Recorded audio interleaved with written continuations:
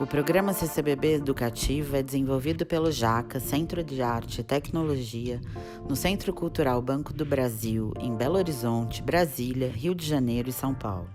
E desde o início da pandemia, realiza um programa híbrido com grande parte das ações online. O programa tem o apoio do Banco do Brasil e patrocínio da BBDTVM. Primeiramente, eu queria agradecer ao nosso convidado, Flávio de Castro. Obrigado, Flávio. Eu aceito o convite para essa conversa. Agradecer a todos que estão aqui, todas que estão aqui, né? Nós vamos participar de uma ação do Educativo que é o Transversalidades. E eu sou o Milton Lira, sou coordenador pedagógico do CCBB Educativo de Belo Horizonte. E agora apresentar um pouco o nosso convidado, né? Uma mini bio. Flávio de Castro, que é paulista, radicado em Belo Horizonte, graduado e especializado em literatura portuguesa pela IEL e Unicamp. É professor de literatura desde 1997, autor de Desaparecida, que é um livro de poesia, A Última Casa Noturna da Manhã, também de poesia, e Minério de Ferro, que são contos, todos pela editora Urutau. Foi cronista do jornal O Beltrano e já publicou também pela revista Fórum. Faz intervenções poéticas urbanas desde 2010 sob o pseudônimo de Sete Capetas. Lendo essa mini bio, Flávio, parece que você está respondendo aquele interrogatório do seu conto, Arreda para Cá. Sim. Pode ser. Você mexe com o quê? Mexe com o quê? Legal. Maravilhoso aquele conto, eu me identifico que legal muito, que porque você eu não lembra, sou de feliz. BH, e nossa, eu me divirto demais. Hoje eu reli, né, para participar dessa conversa com você, uma maravilha. É uma BH que eu me identifico muito, assim. Gente, então é isso.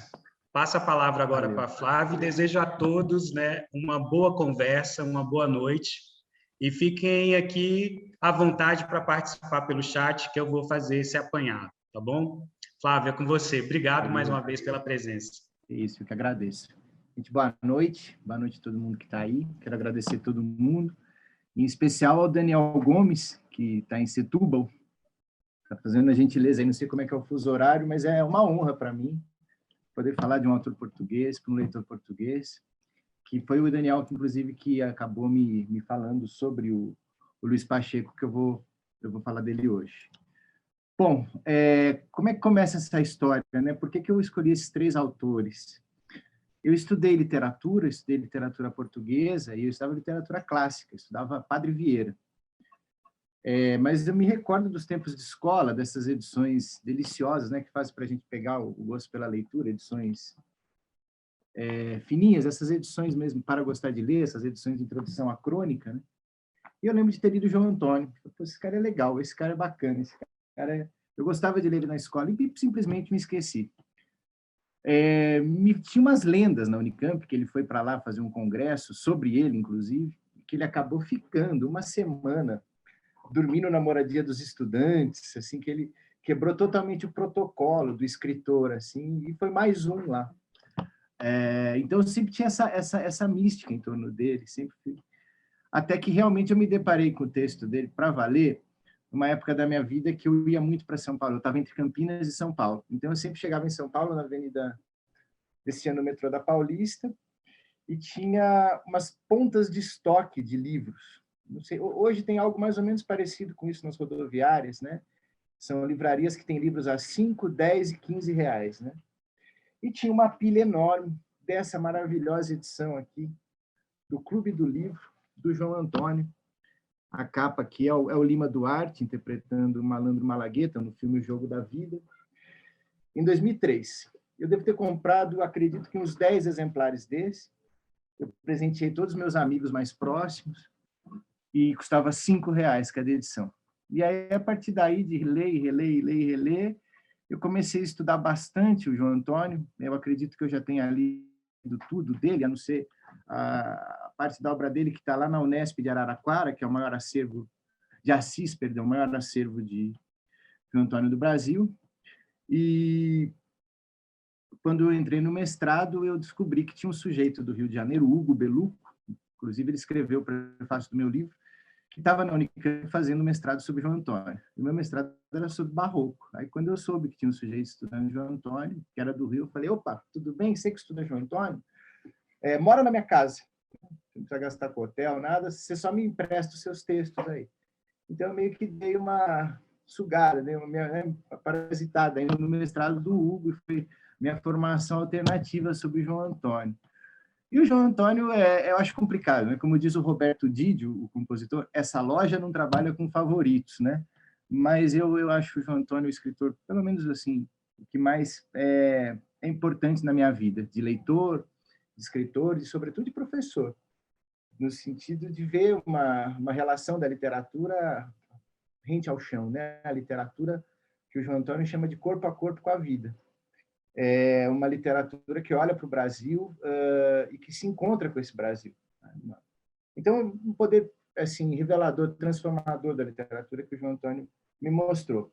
Então, desde então, eu sempre busquei ler o João Antônio, os escritores que o João Antônio citava como escritores que me interessavam, textos sobre o João Antônio, uma coisa assim obsessiva mesmo. E quando eu tive a oportunidade para viajar para fora do Brasil, eu sempre chegava nas livrarias e, com muito esforço, eu tentava fazer com que os livreiros me falassem qual que era o João Antônio local, entendeu?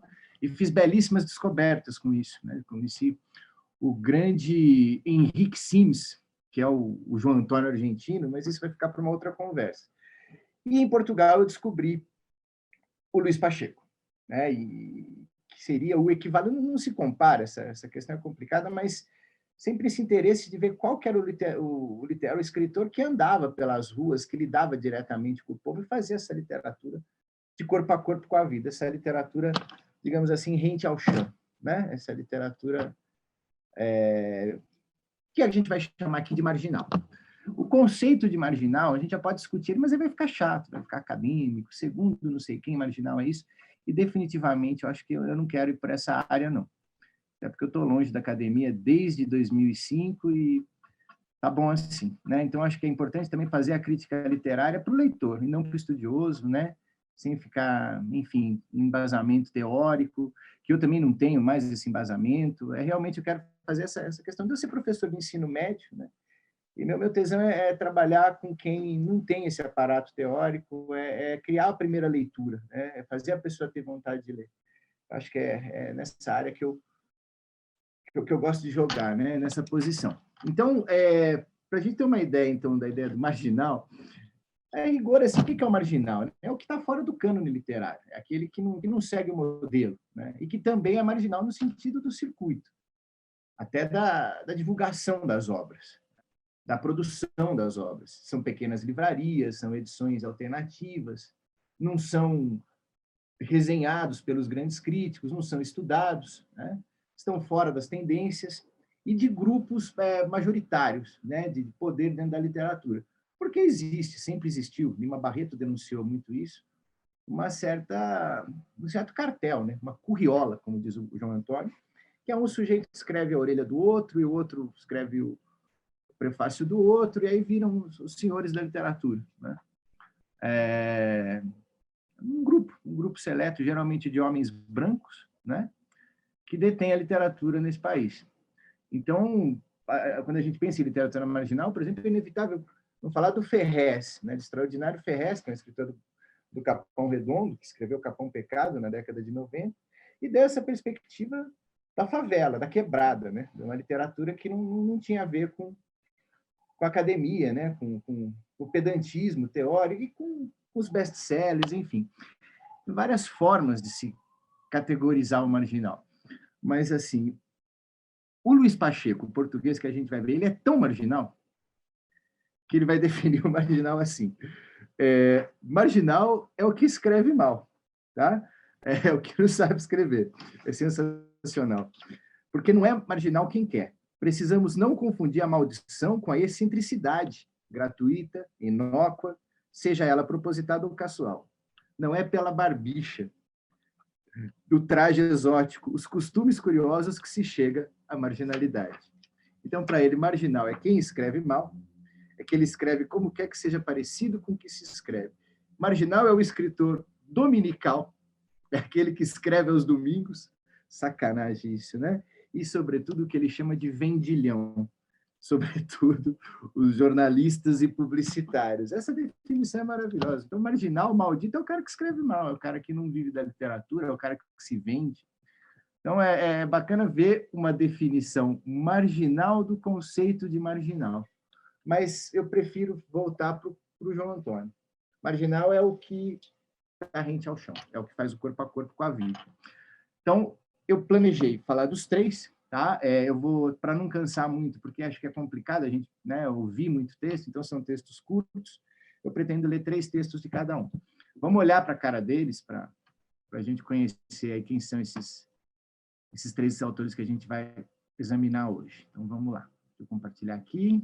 Bom, esse é o João Antônio, foto dele jogando bilhar, a gente vai entender aí que o bilhar é fundamental na literatura dele, e aí a capa da editora 34, o seu livro Malagueta, Perus e Bacanás.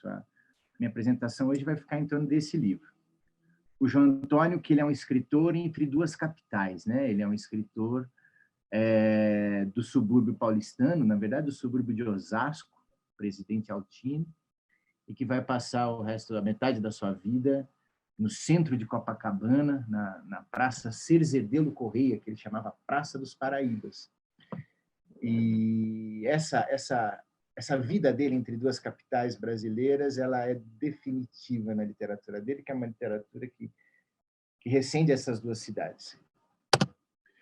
José Luandino Ferreira é o José Vieira Mateus da Graça, é um português que logo cedo foi para Angola, e que teve uma vida de luta, de resistência ao salazarismo, ao neocolonialismo europeu, português.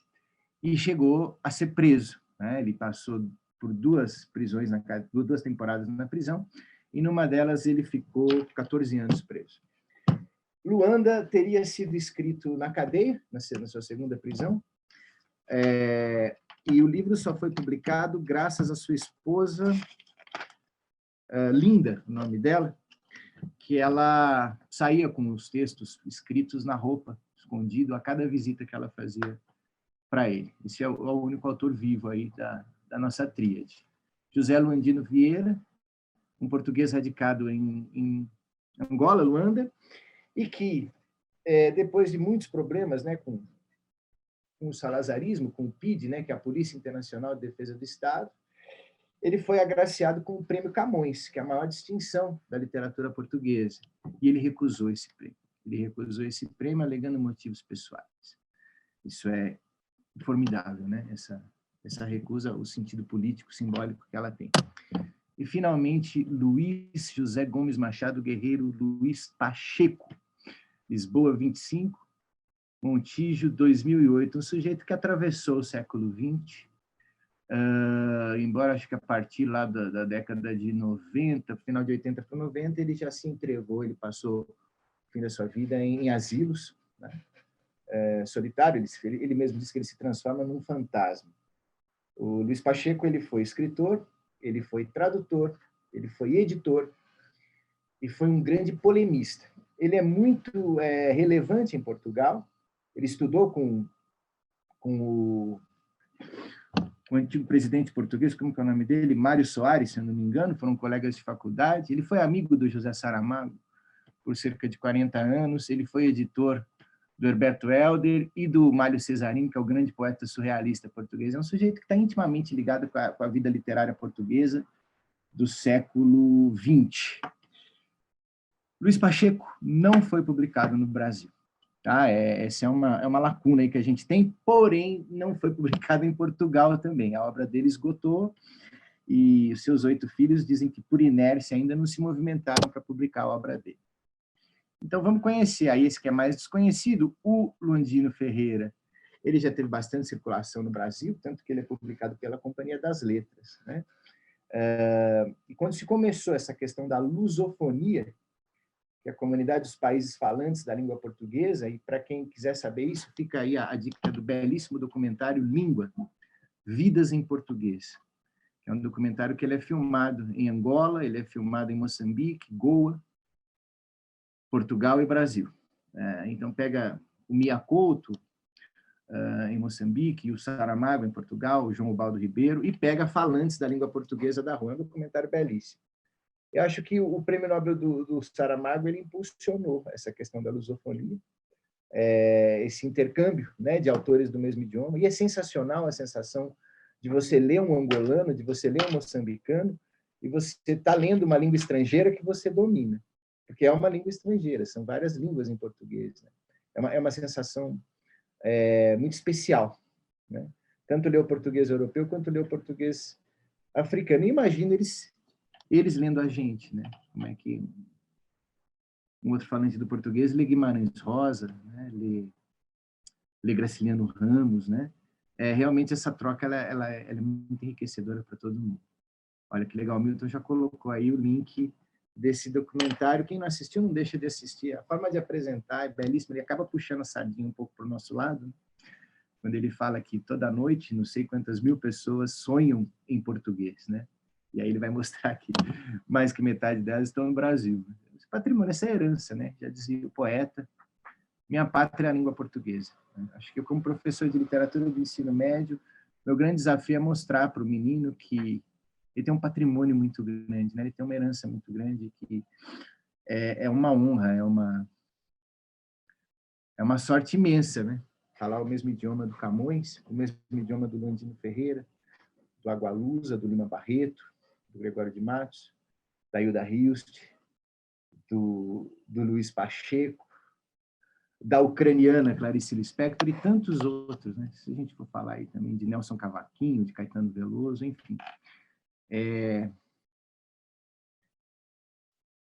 uma riqueza muito grande a língua portuguesa. Então, vamos falar um pouco de lusofonia. E a lusofonia ela vem sendo impulsionada na sala de aula, por questões também institucionais. Né? Há muito tempo já, vestibulares como a Unicamp, como a FUVEST, pedem autores da lusofonia. Sempre teve a leitura obrigatória para o vestibular dos autores portugueses. Muita gente já conhece, então, o Essa de Queiroz, né? Sempre assim, é um clássico do ensino médio, ela leu o Primo Basílio, o Crime do Padre Amaro, mas aos poucos agora a gente começa a ler o Pepetela, o Agualusa, o Landino Ferreira, o Mia Couto, a Agostina Bessa Luiz, e entrando também os portugueses mais undergrounds, assim, né? Pelo menos para nós brasileiros, como, por exemplo, o Antônio Lobo Antunes. Então, é muito recorrente, presente e atual essa discussão da lusofonia. Mas aí eu queria levar para uma lusofonia marginal, uma lusofonia que não é tão recorrente aí. Vamos começar com o Landino Ferreira, a partir do belíssimo estudo que a professora Vilma Lia Martins fez sobre literatura e marginalidade. Ela faz um estudo completo sobre o Luanda e o Malagueta Peruzzi Bacanaço, sobretudo considerando que são 3 obras que elas têm dentro delas uma narrativa com três personagens à margem da sociedade. 3 pobres, três malandros, 3, como a gente pode chamar, viradores, né? Que são as pessoas que vivem da rua, que vivem de pequenos golpes, porque estão vivendo dentro de um contexto de exclusão, de injustiça, de preconceito, como é o Brasil, São Paulo, como é Luanda, Angola. Alameda Editorial. Boa, Milton, que legal. Então, vamos começar com o Landino Ferreira, com o belíssimo Luanda. O Landino Ferreira, ele vai subverter a questão da ditadura salazarista pela linguagem.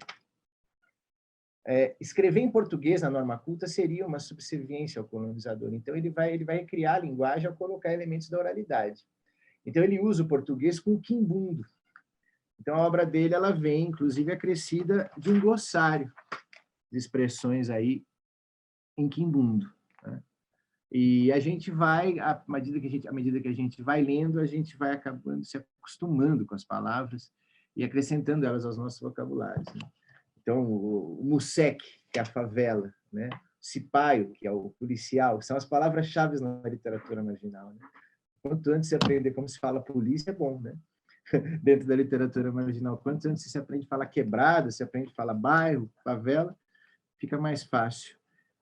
Então, aqui a gente tem 3 narrativas. Essas narrativas, por via de regra, os personagens são miseráveis, são personagens no limite da pobreza, e eles têm em comum a fome. A fome no nível assim, chocante mesmo, uma narrativa que as pessoas disputam um ovo, tá? Vira uma disputa dentro do bairro inteiro. E então essa fome, né, lancinante, ela vai movimentar as relações. Né? É a fome que gera a movimentação, que faz o enredo. Já começa, então, a gente pode associar no Luandino Ferreira o conceito de marginal a essa ideia realmente da margem da sociedade do consumo. Quem não tem saneamento básico, quem não faz 3 refeições por dia, quem não tem roupa para vestir. E ele ao escrever esse livro na cadeia, ele vai aproveitar as pessoas que passaram pela cadeia. Ele ficou 14 anos preso. Então, tem muito da oralidade, das conversas que ele teve com os presidiários, que tiveram presos políticos e presos comuns. Você vai criar esse fabulário da literatura do Luandino Ferreira. A primeira história, então, eu selecionei trechos específicos, eu vou fazer um comentário sobre enredo e pegar trechos para a gente poder conhecer um pouco da força da linguagem desses autores, não só da imaginação criativa, não só da criação da narrativa, mas como que maneja a pena mesmo, como que ele escreve em português e bota para quebrar. A gente começa com uma história chamada Vavó Xixi e seu neto Nuno Ramos. Zeca Santos, desculpa. Vavó Xixi e seu neto Zeca Santos. São 2 miseráveis, né? Um só tem ao outro. É uma velha senhora e um rapaz morando no MUSEC, em Luanda, que já estão há uns 2 dias sem comer. A vovó, ela cozinha flores e ela se engana dizendo que é mandioca, que é um tubérculo. E ela procura comida no lixo, mas está difícil, porque veio uma chuva. Essa chuva piorou aí com a possibilidade de encontrar comida no lixo. E essa avó, ela briga com o neto, porque o neto ele não conseguiu entender ainda o tamanho da exclusão, o tamanho do perigo que ele está correndo, e eles têm uma certa preguiça, né? Uma falta, não lhe apetece aí procurar emprego, também não há emprego, ele ainda não se deu conta que a situação está muito complicada. E a vovó tenta colocar isso na cabeça dele, que ele precisa arrumar um emprego. O pai desse menino está preso por lutar contra o salazarismo. Então, você tem discretamente a questão política, a questão revolucionária. Você tem a matriarca, a mulher negra que vai cuidar do jovem. E a literatura do Luandino sempre tem o jovem, sempre tem o novo, que é nele que ele projeta uma Luanda nova, uma Luanda que vai se libertar de Portugal. O nosso Zeca Santos, ele ganhou um dinheirinho anteriormente com um emprego, só que ele comprou uma camisa amarela. Em vez de comprar comida, ele comprou uma camisa amarela. O lirismo é maravilhoso, né? Porque ele quer se mostrar bonito para Delfina, né? Isso nos lembra um poema que eu queria falar, de um poeta chamado Solano Trindade, um poeta negro brasileiro, um poeta que é um dos fundadores do Embu das Artes, é um sujeito formidável. Ele é importante como poeta e como um líder comunitário, como uma liderança da cultura negra no Brasil, e é um idealizador da Feira do Embu das Artes. Solano Trindade, ele tinha uma casa que a porta ficava sempre aberta, a mesa posta, todo mundo entrava, comia. A casa dele era um centro cultural. E imediatamente, quando eu vi essa questão da camisa amarela, né, é bem caricata a camisa amarela, é uma cor, né, exuberante, eu lembrei do poema Gravata Colorida, do Solano Trindade. Quando eu tiver bastante pão para os meus filhos, para a minha amada, para os meus amigos e para os meus vizinhos, quando eu tiver livros para ler, então comprarei uma gravata colorida, larga, bonita, e darei um laço perfeito. E ficarei mostrando a minha gravata colorida a todos os que gostam de gente engravatada. De forma poética, ele lista as prioridades, né? A gravata vem depois do pão, a gravata vem depois do livro. O Zeca Santos, pela inocência, pela juventude, não se ligou nisso e investiu tudo. Ele está com o sapato furado, ele está com a barriga roncando e com a sua bela camisa amarela. Então ele sai, né? Enquanto a vovó fica cozinhando as flores, ele sai na tentativa de arranjar alguns empregos. Ele vai se encontrar com um amigo, essa cena é maravilhosa, o amigo convida ele para almoçar e ele mantém a honra, alguma coisa assim, eu não sei definir, né? Ele recusa a refeição, ele tem vergonha dessa, fala que ele já comeu. E o sujeito comendo na frente dele, a boca dele salivando, né? Mas ele se mantém, aí ele toma vinho, ele acaba compartilhando a bebida, ele fica alcoolizado, fica embriagado, come uma banana, a sobremesa ele aceita. Então, você tem uma ética aí, você tem os parâmetros, assim, eu estou faminto, mas eu não vou pegar a metade da sua refeição. E aí ele vai encontrar a Delfina. E a Delfina também vai cobrar dele um emprego, né? E ameaçando ele, porque tem um outro pretendente que já está empregado, já está quase comprando um automóvel.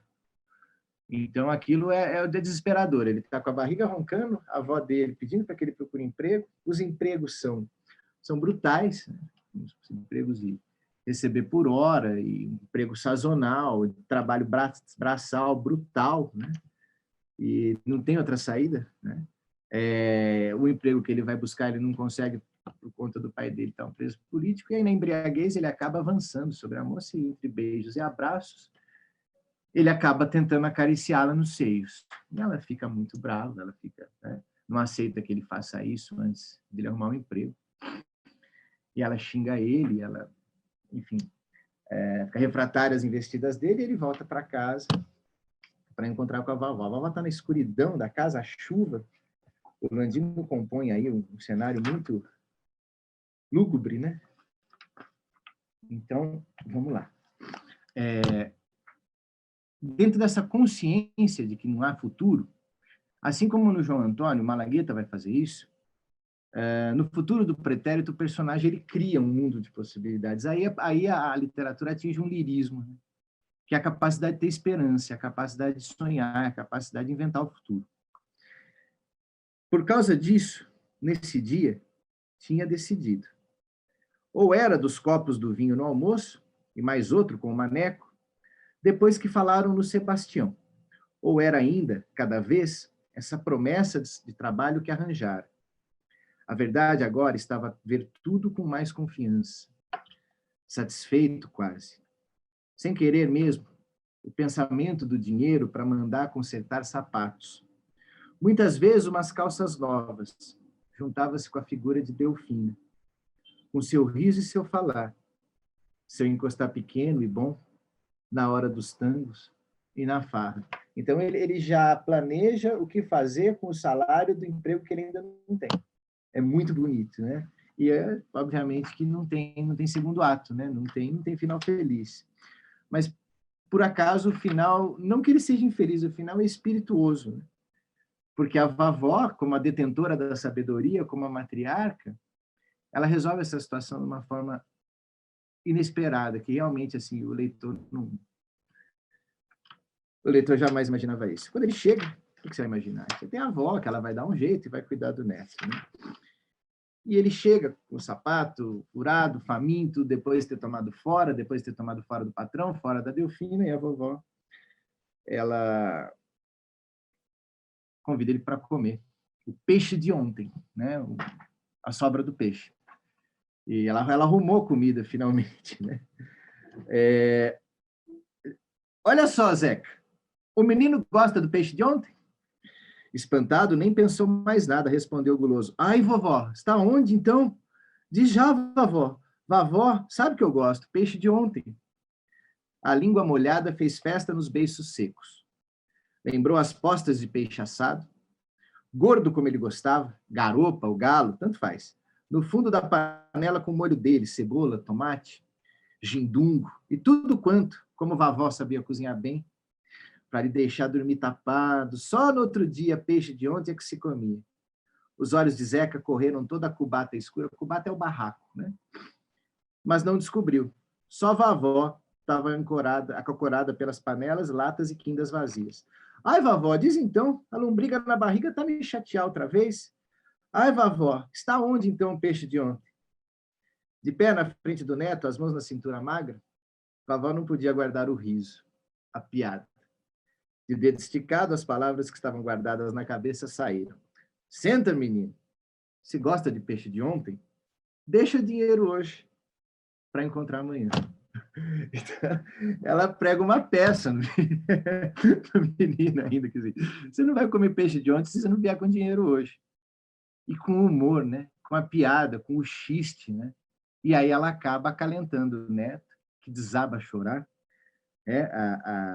A tristeza que chegava dessa mentira, do engaxixi, apagou toda a alegria que tinha posto o pensamento de Delfina. Com um peso grande agarrar-lhe o coração, uma tristeza que enchia todo o corpo e esses barulhos da vida lá fora faziam mais grande, Zeca voltou para dentro. Dobrou as calças muito bem para aguentar os vincos. Depois, nada mais que ele podia fazer já. Encostou a cabeça no ombro baixo da vovó Xixi e desatou a chorar um choro de grandes soluços. Parecia um monandengue, um bobão. A chorar lágrimas compridas e quentes que começaram a correr nos riscos teimosos que as fomes já tinham posto na cara dele, de criança ainda. Uma criança com os olhos, né, com os rostos marcados pela fome. E tem um detalhe aqui que eu li rápido, talvez a gente não tenha pegado.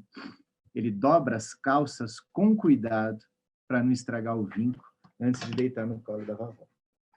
É muito, né? O diabo mora nos detalhes, né? Então ele não perde ainda essa vaidade, essa compostura e essa esperança. A literatura do Luandino Ferreira, ela tem como né, essa questão da juventude e putz, é chato falar a palavra da moda, né? Eu não queria, mas eu vou ter que falar a resiliência, né? A resiliência do povo angolano, que vai suportar, vai renascer. A segunda história é História com E, né? A maneira do João Guimarães Rosa, história do papagaio, do ladrão e do papagaio. Essa narrativa ela é feita a partir já de um conhecimento que o Landino tem da vida na cadeia, né? Então, é um vai e vem de ladrões dentro de uma cadeia em Luanda, mas, gente, é um sujeito que ele é preso por roubar um saco, só roubar patos. O cara que pulou um quintal para roubar pato. Então, é o limite da miséria, né?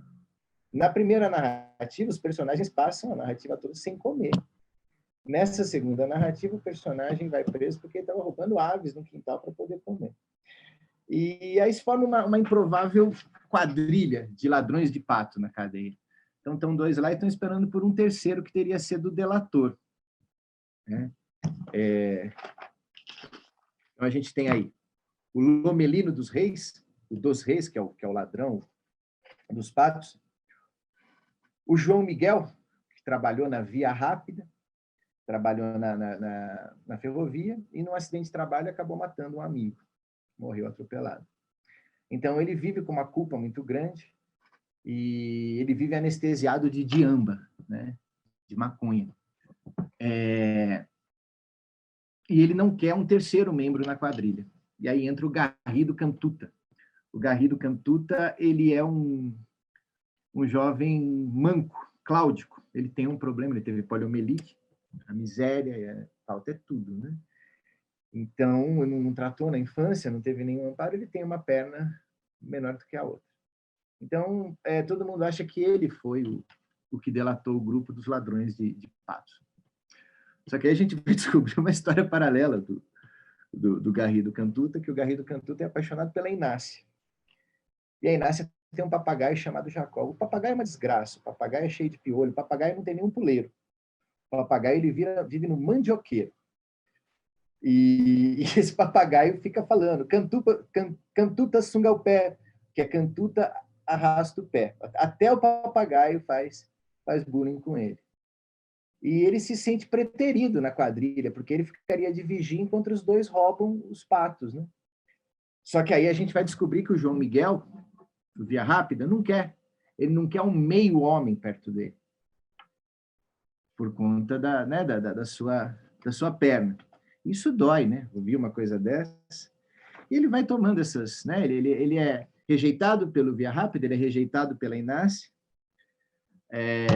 Até que uma hora ele vai ter um momento que ele vai se impor diante do Via Rápida, e vai dar uma lição de moral. Então, eu quero ler 2 trechos. O primeiro é quando o Lomelino ele conversa com o guarda, explicando a questão dele ser um ladrão de patos, né? E a literatura relativa à cadeia ela é riquíssima, né, no Brasil. Começar com o João do Rio, que escreveu sobre as prisões, né? O fabuloso Memórias do Cárcere, do Graciliano Ramos. E como não, né? As obras do Drauzio Varela, que você tem um código rigorosíssimo de conduta, de atitude, de procedimento dentro de uma cadeia, que você não confessa crime, você não pode responder o que o policial pergunta.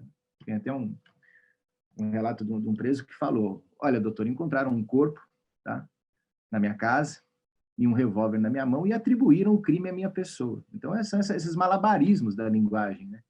Porque um ladrão mesmo, ele nunca vai assumir um crime. E isso é um patrimônio, né, da malandragem na língua portuguesa. Essa mesma fala no português angolano vai ficar assim: dos reis não gostava de falar amigos e só foi explicando melhor, baralhando as palavras de português, de crioulo, de quimbundo, né? Porque é uma forma também, não vai falar o português do guarda. Falar o português do guarda é falar o português do Salazar.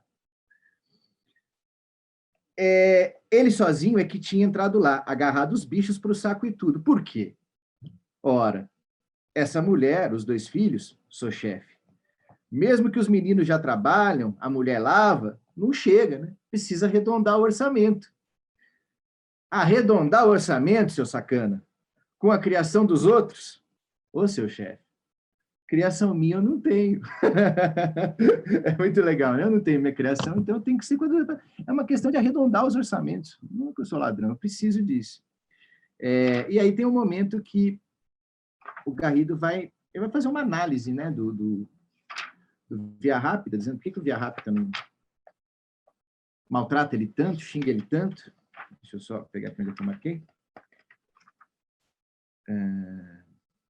Um minuto.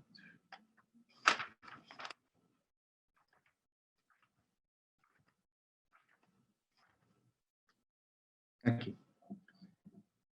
Cala, Garrido, dos Reis. Cala a boca, senão eu te mato. Você é um covarde, João. Você tem medo da verdade. Você, no seu coração, tens um ninho de ratos medrosos. Aceita o que sucedeu. Vence o que você tem. Não fica medroso. Não foge da diamba. Não foge na diamba, não foge na maconha. Luta com a dor. Luta com a vida. Não foge, seu cafungas. Só sabe pôr chapada da porrada e soco nos outros, né? Nos mais fracos. Mas contigo mesmo não pode lutar. Você tem medo. És um merda. Tenho vergonha de ser mais seu amigo. Nesse momento dá, então, a epifania do personagem, né? Que ele vivia a bater nos outros porque ele não suporta o medo que tem dentro dele. Bom, vão chegar os 3 na cadeia, e essa tensão acerca do Cantuta ter sido delator. E aí vai chegar um preso mais velho, essa figura ancestral. Então, todos os contos têm a figura do ancestral e a figura do jovem. O jovem é o Cantuta, é o Manco, que tem 20 anos. E o ancestral é o Chico Futa, que é um preso velho, é um cara que tem moral na cadeia. E ele vai fazer uma analogia belíssima, e essa analogia acaba se estendendo à situação de Angola. Ele vai fazer a analogia do cajueiro. Porque ao analisar a história do Cantuta, o que sucedeu à história toda? O Cantuta, como ele não foi convidado para o crime dos patos, e como ele não tinha o amor esqueci o nome dela, da Inácia, ele elege o pobre do papagaio como culpado de tudo. E aí ele vai lá e rouba o papagaio. Ele é um ladrão de papagaio, porque ele não foi convidado para a quadrilha de ladrões de patos, né? Então, para entender a história dele, o Chico Futa fala que a gente precisa chegar na essência da história. Qual que é o motivo de tudo o que acontece? Qual que é o motivo do enredo? E, a rigor, o motivo da existência. O que está fazendo a gente viver, a gente agir em determinado momento da vida. Então, ele vai falar assim: é assim como um cajueiro, um pau velho e bom. Quando dá sombra e casus inchados de sumo, e os troncos grossos, tortos, recurvados, misturam-se, crescem uns para cima dos outros. Nascem filhotes mais novos, esses fabricam uma teia de aranha em cima dos mais grossos, e aí é que as folhas largas e verdes ficam depois colocadas. Parecem são moscas mexendo-se, presas, o vento é que faz. E os frutos vermelhos e amarelos são bocados de sol pendurado. As pessoas passam lá, não ligam. Vêm ali os anos e anos, bebem o fresco da sombra, comem o maduro das frutas, os monandengues roubam as folhas a nascer para ferrar suas linhas de pescar e ninguém pensa, como começou esse pau? Olhe bem, tirem as folhas todas, o pau vive. Quem sabe, diz o sol, dá-lhe comida por ali, mas o pau vive sem folhas. Subam nele, partam-lhe os paus novos, aqueles em V, bons para paus de figa. Cortem mesmo todo, a árvore vive sempre. Com os outros grossos filhos dos troncos mais velhos, agarrado ao pai gordo espetado na terra. Fiquem malucos, chamem o trator, arranquem a katanas. Serrem, partam, tirem todos os filhos grossos do tronco pai e depois saiam embora satisfeitos. O pau de caju acabou. Descobriram o princípio dele, mas chove a chuva, vem o calor. E um dia de manhã, quando vocês passam no caminho do cajueiro, uns verdes pequenos e envergonhados estão a espreitar em todos os lados, em cima do bocado grosso do tronco pai.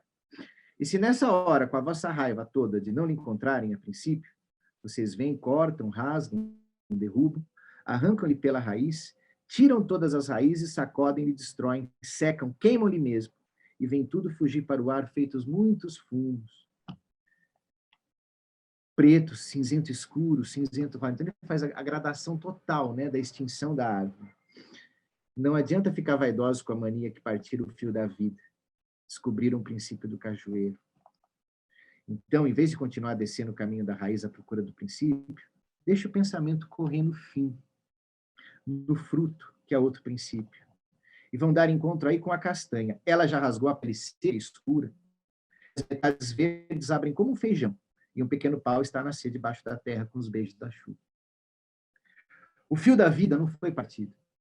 Mas ainda, se querem outra vez voltar no fundo da terra pelo caminho da raiz, na vossa cabeça vai aparecer a castanha antiga, a mãe escondida desse pau de caju que derrubaram, mas filha enterrada do outro pau. É assim o fio da vida. Mas as pessoas que lhe vivem não podem fugir sempre para trás, derrubando os cajueiros todos.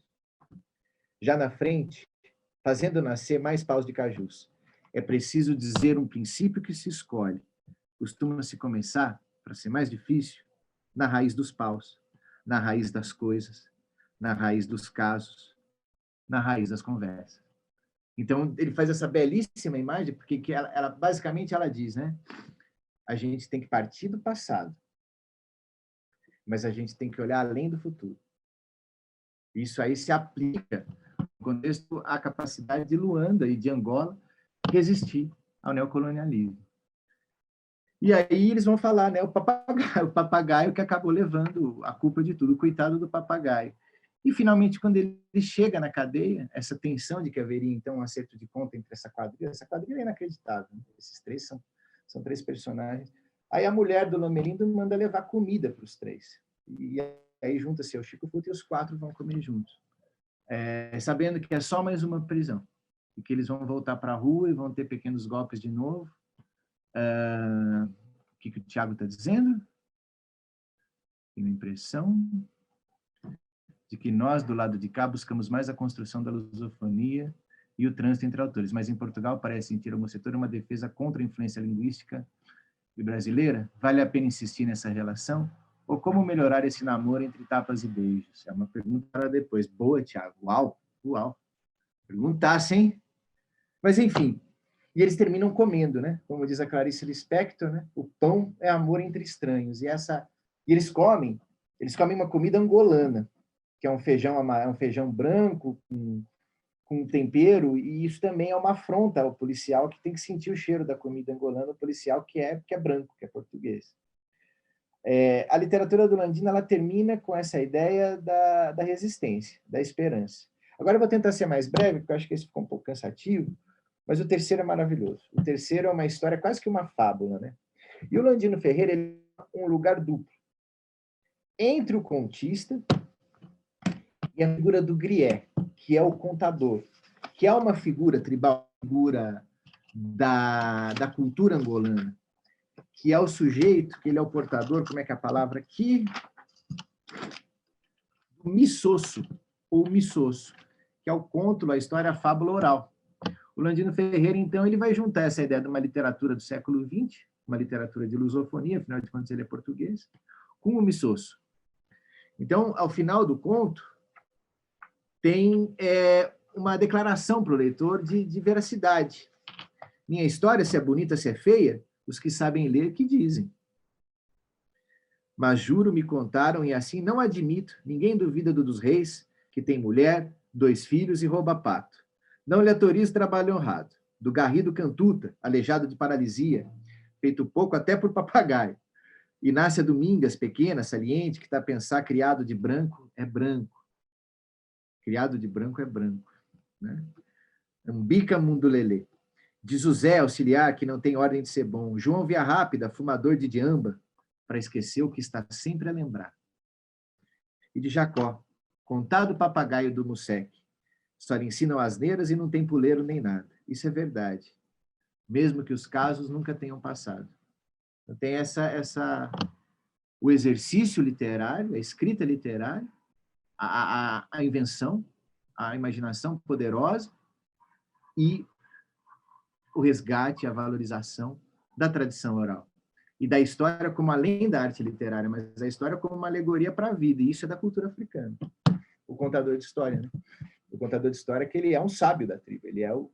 Então, a gente sempre tem o velho e o novo. E o terceiro é divertidíssimo. É uma parábola. Né? Parábola é uma narrativa moralizante, que ela tem personagens humanos. A Bíblia está cheia de parábolas. Que é a história da galinha e do ovo. Uma galinha chamada Cabiri, ela coloca um ovo no quintal da Ingabina.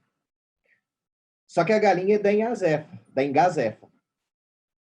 E a Ingabina, ela já estava cevando a galinha com milho, atraindo a galinha para o quintal dela. Tá? Para te ajudar, que eu fiz aqui um rabisco aqui, 2 sinhás, tá? O ovo partido ao meio. E de quem que é o ovo? A Bina, ela está grávida. Como o ovo nasceu no terreno dela, ela não aceita devolver o dono para a Zefa, que é a dona da galinha. E aí elas não sabem como resolver o dilema. Então elas vão consultar pessoas, a começar a figura da velha, da sabedoria ancestral, que é a velha Bebeca. A velha Bebeca, ela vai logo a recorrer às alegorias, dizer que não é um caso simples. Ela fala que se a cobra se enrosca numa bilha de água, se você engolir com a cobra pode te picar, mas se você tirar a cobra, ela pode quebrar a bilha de água. Então, é melhor consultar as pessoas. E aí, cada pessoa que eles consultam, tentam ficar com o ovo. Está todo mundo, né? Entre os que têm dinheiro, os que não têm nem o que comer, todos querem o ovo. E aí, isso é uma alegoria do colonialismo. O ovo nasceu na terra do outro. Quem que vai ficar com isso, com esse ovo, né? Então, vamos começar aqui com nessa briga, as mulheres chegam a sair na porrada. Galinha é minha, o ovo é meu. Eu que dei o milho, a galinha é minha. A galinha é minha. Os primeiros que eles vão chamar, então, é o Sozé. O Sozé é o português, branco, o dono do mercado. Dono da quitanda, zarolho e magro, né? Então, ele vai inquirir a Bina e falar assim, onde você comprou esse milho? Na sua quitanda. Tá vendo? O milho, eu que dei o milho. Mas você não me pagou o milho ainda. Não, ainda vou te pagar. Se você não pagou o milho ainda, se você fiou o milho, então o milho é meu. E se ela comeu do meu milho, o ovo é meu. Que isso, não sei o quê. E é interessante, né? Porque as mulheres não se resolvem entre elas. Mas diante desse terceiro, que é o ovo, elas se unem. Para com isso, isso é um absurdo, não sei o quê. Ela sempre paga o milho. Ela trabalha para pagar o milho. Não é porque você fiou o milho que esse milho é seu. Aí, né? Um discreto recado ao colonizador, né? Como assim? Que direito absurdo é esse de fiar a terra, né? O que é da terra. E aí vem o Azulinho, esse é um figura, é um menino de 16 anos, que veste um fato, né? Um paletó, naquele calor, e esperto como ele não tinha. Mesmo que com 16 anos não fazia mal, era a vaidade da mamã Fuxi, sou padre do seminário, até falava em mandar estudar em Roma. Na hora de falar sério, tanto faz é latim, tanto faz é matemática, tanto faz é religião. Ninguém duvidava. Azulinho sabia. Então, o Azulinho representa a instância do saber letrado, né? É o que está estudando para ser padre. E aí ele vai usar a moral cristã, né? Eu vos digo, a justiça é cega e tem uma história, e tem uma espada. Limpou a garganta para procurar as palavras, né? Ele é um intelectual pedante, mesmo com 16 anos. Né? Vós tentais-me com a lisonja, e como Jesus Cristo aos escribas, eu vos digo, não me tentais, e peço-vos que me mostrem o ovo. Como ele pediu a moeda. Aí já está, né? Aquela citação bíblica, né? Nem a imagem de César, nem a imagem de Deus. Esse monte de citação. Nem a marca da tua galinha, Zefa, nem a marca do teu milho, Bina. Não posso dar a César o que é de César, nem a Deus o que é de Deus. Só mesmo o Padre Júlia que vai falar a verdade. Assim, eu levo o ovo comigo. Não, para com isso, você não vai levar o ovo e coisa e tal. Então, é a citação pedante, né? Superficial, inútil. A citação e a citação. A gente vive na era das citações, né? Parece que as pessoas estão jogando super trunfo, né? Já manda um Bauman, já manda uma Hannah Arendt na conversa, né? E não chega em lugar nenhum, né? Então, a César, quer dizer, é o discurso vazio que o Lima Barreto tanto combatia, né, no pré-modernismo. Vamos ao próximo juiz. Sou Vitalino. Agora a questão. Quem que é o Sou Vitalino? O Sou Vitalino é o dono dos barracos. Tá? É o dono das cubatas, que são os barracos dos museques. Ele chega, dono de muitas cubatas, que vivia sem trabalhar. Esse é o colonizador, esse é o português. Os filhos estudavam até no liceu. Só mesmo vavó é que podia pôr conversa de igual. Só a vavó tem autoridade para olhar no olho do seu Vitalino. A senhora sabe de quem é a cubata onde está a morar sua vizinha? Uai, é do senhor. Uai, não, desculpa. É do senhor. E sabe também sua galinha pôs um ovo no quintal dessa minha cubata? Quem deu ordem? Cala a boca. A cubata é minha. É ou não é? É verdade, minha filha. Mas renda não é cubata. Não é quintal. Então, se você paga para usar a terra, esse pagamento não é a terra. Aí tem uma crítica muito sutil e aguda à questão colonial, né? Esses são sempre meus, mesmo se você paga. Essa terra nunca vai ser sua. Essa terra vai ser do seu Vitalino que não trabalha. Mas sempre que as pessoas pagam a renda no fim do mês, pronto, fica a pessoa como dono, não é? Velho rio os dentes, vocês têm cada uma, não interessa. O ovo é meu. Melhor, eu vou chamar um amigo da polícia. Então, a Força Armada está a favor do dono da terra, né? Esse que chega o velho Lemos, que acorda com a gritaria. O velho Lemos, ele está dormindo na casa da esposa, que é uma prostituta. Ele é doente, mas ele é do direito. Então, agora vai acionar o poder judiciário, né? Ele é especialista em lidar com questões, com demandas. E aí, esse é sensacional. Ele vai... quando chamam ele para resolver, ele pergunta, diz a senhora, essa galinha é sua? Sim. Você tem título de propriedade dela? Ih, tem o quê? Título, dona, título de propriedade. Recibo que prova que a galinha é sua. E a senhora, pode me mostrar o recibo do milho? Então, como que sem documento, sem prova, eu vou conseguir resolver isso? Vamos pôr queixa contra sua vizinha por intromissão de propriedade alheia, com alienação das partes. Isso é o milho. Quanto à senhora, dona Zefa, requerimento sua vizinha por tentativa de furto e usufruto do furto.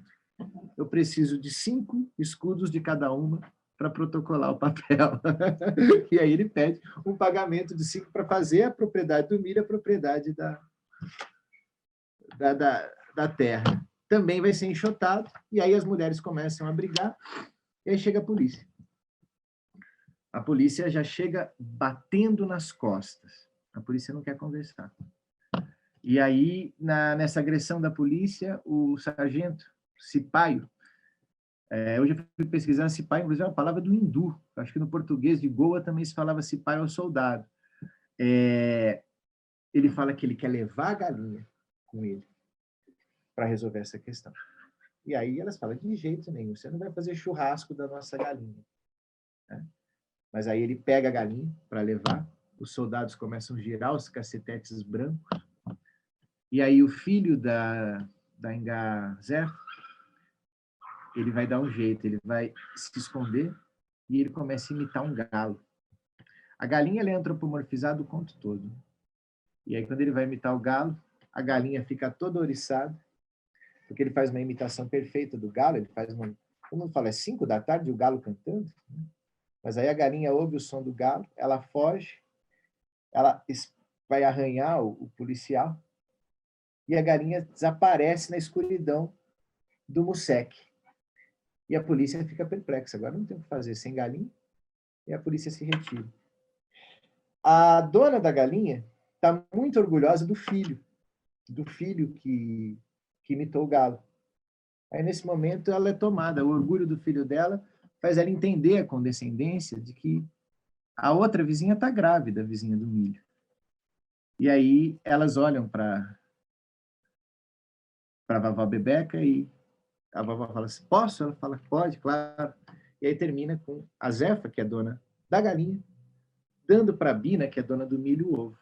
E termina, alegoricamente, com o ovo perto da barriga grávida. E fica a lição, fica a proposta, né, para o futuro, para Angola, né? Que é a questão de resolver as brigas internas antes de resolver a briga com os portugueses. Para de se resolver como unidade. Isso a gente sabe que não vai acontecer tão cedo, porque depois da Revolução dos Cravos, do fim da Guerra Colonial, Angola entra numa guerra civil. Mas a literatura marginal do Landino Vieira, que é uma literatura, o resto da miséria, né?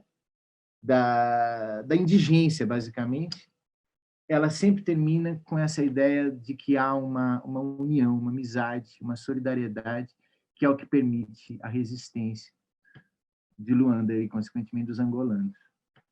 Então, esse foi o livro. Acho que eu me estendi muito. Como é que está o nosso tempo aí? Ô, Milton, será que a gente faz um intervalo agora, aí a gente volta já com os outros dois? Será que não é melhor? O que você acha? Pode ser. Pode ser? Pode ser. Tá, então eu já vou rever aqui.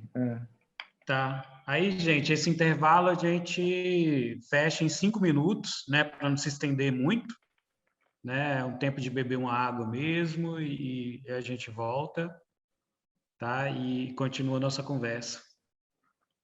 Mas aí, Flávio, essa sua última fala, né, do coletivo, né, dessa coisa da união, me fez lembrar o Ferrez, que até você citou, né?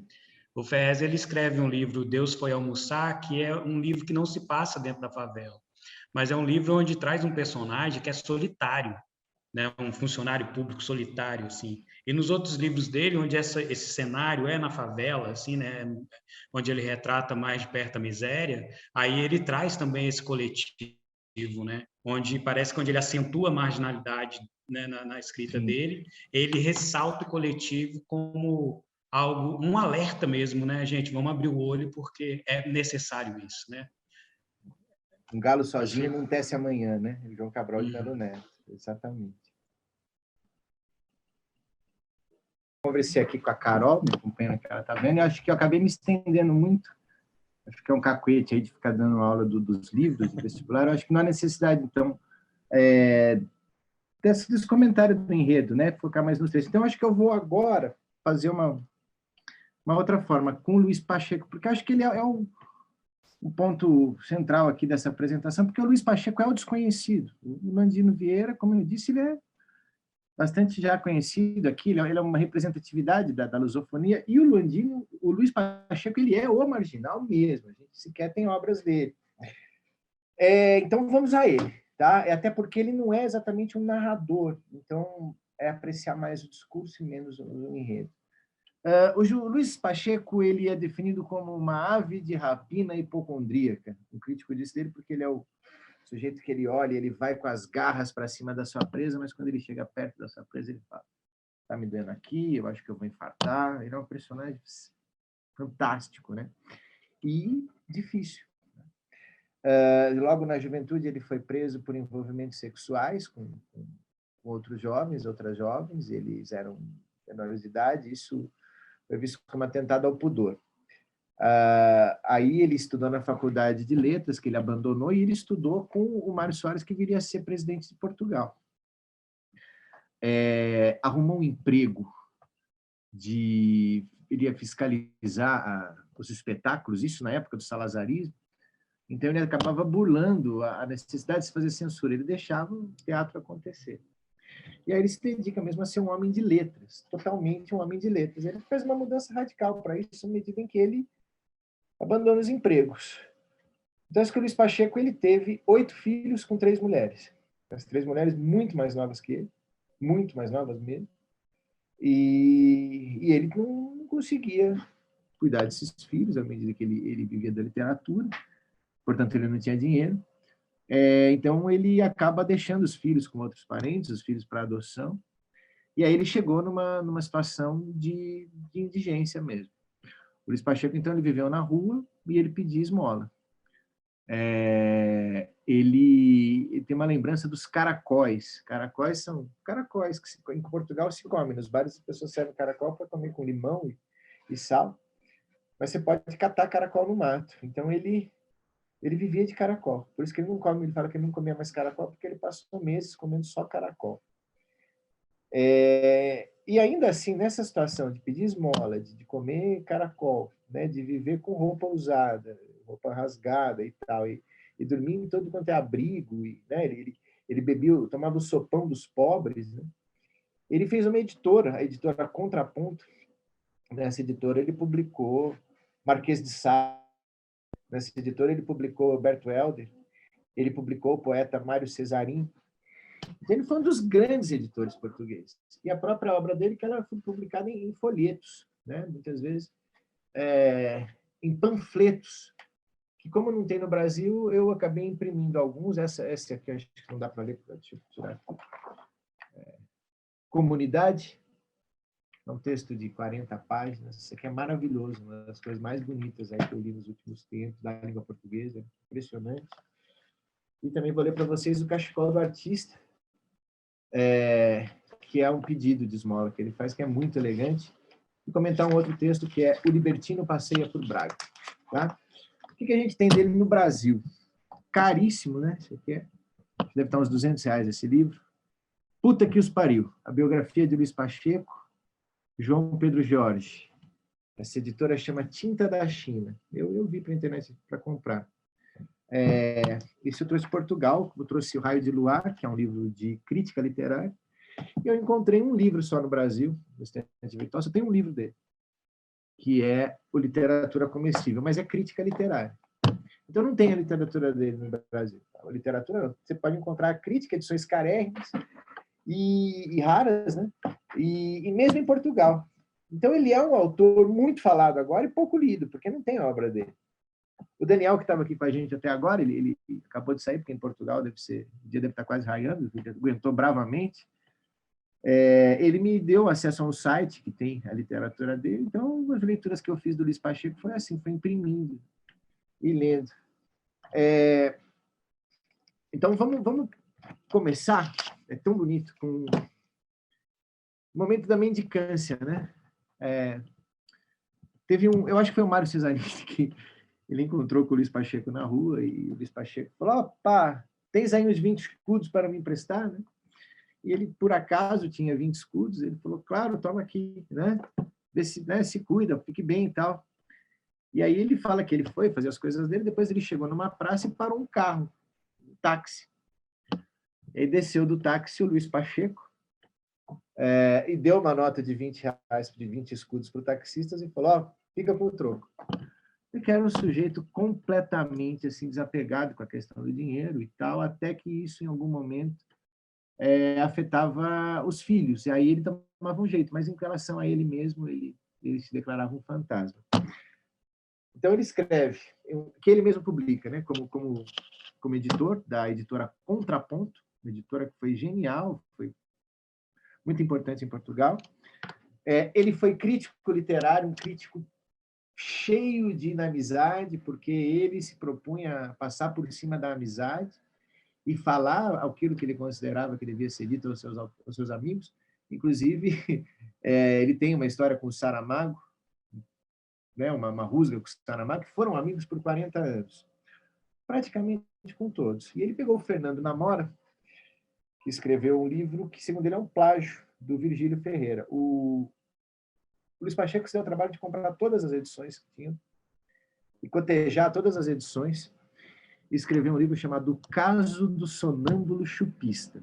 Você imagina, o sujeito escreveu uma obra para denunciar um plágio. Então, ele é uma figura maldita também entre os escritores. O nome dele dá um frio na espinha das pessoas, né? Então, vamos lá, ao cachecol do artista. Está chegando o frio e ele vai justificar por que ele precisa de um cachecol.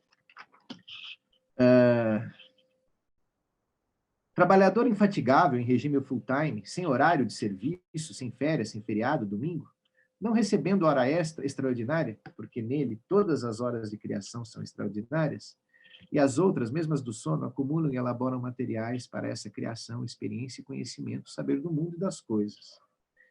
Nele nada se perde, tudo se transforma, tudo se transfigura nessa exaltação criadora. Vive no tempo, mas não conta o tempo, não cria propositadamente para o seu tempo, nem faz render o seu tempo, e nisso se distingue do artesão, larva ou sucedâneo do autêntico criador, estabelecido na rotina e no conformismo. Pelo contrário, o artista não poupa tempo nem esforços, não se poupa em nada, exercita e exercita as suas forças, droga-se por muitos processos para multiplicar, estoura os nervos, os miolos, daí a longa teoria de bêbados, loucos, tísicos, toxicômanos, miseráveis farrapos humanos que constelam o Olimpo das artes. Queima todas as suas energias e não se precipita, nem improvisa a gravidade de sua missão. Obriga uma perícia permanente, e nisso se distingue do amador, que, na melhor das hipóteses, é um talentoso com pontaria de sorte. Dito isso, ele nos convence que o artista precisa de um cachecol no inverno. E aí, é sensacional. Meditei 12 meses nesse problema. E a conclusão é que só me resta apelar sempre, esconder a careta e a vergonha e estender a pata. Apelar para o ministro, para o secretário, apelar para o leal, para os amigos, os mecenas, os vizinhos, os desconhecidos. O artista precisa de um cachecol. Pode ser que conheça, leitor, qualquer artista de necessidade. Não o desampare. Muito especialmente por esses dias de inverno. E não conhecendo e querendo, não faça cerimônia. Manda-me o que quiseres. Aceitamos tudo.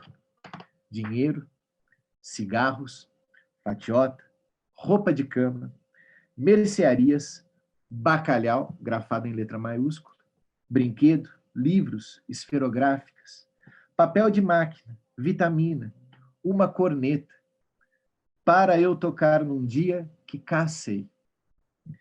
Viagens pelo continente, estadias em casa de muito sossego, garrafas de vinho, revistas com nus, são para mim. Um casaco de abafar, para minha senhora. Bolas de Berlim, salsicha, passas e nozes, tâmaras, um osso com tutano para o caldo da geninha, lâminas de barba, o perdão das nossas dívidas, uma assinatura do Jornal de Letras e Artes, minha leitura predileta, bolo rei, uma bolsa da Fundação Calouste Gulbenkian, proposta, uma biografia do Bocage, uma caixa de bons bombons, passarinhos assados, orelheira de porco, latas de conserva, gostamos de qualquer marca, etc, etc.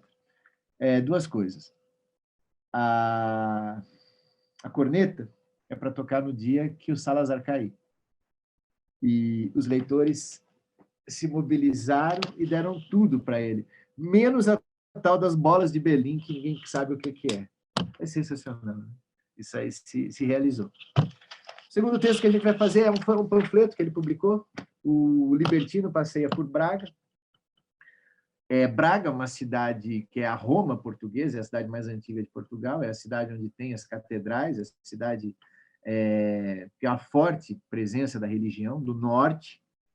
O norte é conservador em Portugal, do Afonso Henriques. Então, ele vai exatamente...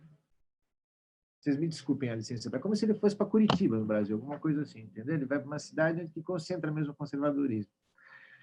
E a sua libertinagem é muito mais imaginária do que carnal, porque ele não consegue realmente pecar, né? A não ser imaginar. E termina de uma forma solitária, triste, mas a questão é essa, né? Essa provocação que ele faz. Então, ele começa a perseguir duas meninas, duas jovens escolares. Ele tem essa questão aí do Nabokov, que é bastante polêmica. Ele chega a comprar castanhas e mandar para elas, e mandar bilhetes. Ele pede desculpa para o leitor, porque a linguagem que ele vai usar é adequada para essas caçadas, né, sexuais. E aí ele vai para uma pensão, onde ele está fazendo um fiado, e ele conhece um sargento salazarista. Ele embebeda o cara, faz o cara declarar seu preconceito, sua ideia de que a Angola é dele. Então, ele vai tentando, de alguma forma, sugar a sociedade de Braga. Nossa Senhora. Aí o policial, assim, já foi... ele tem medo de deixar as impressões digitais no papel, e eu digo que a autora já foi chamada PID. Ele suporá agora que sou eu da PID. Estamos os dois bêbados e taralhoucos.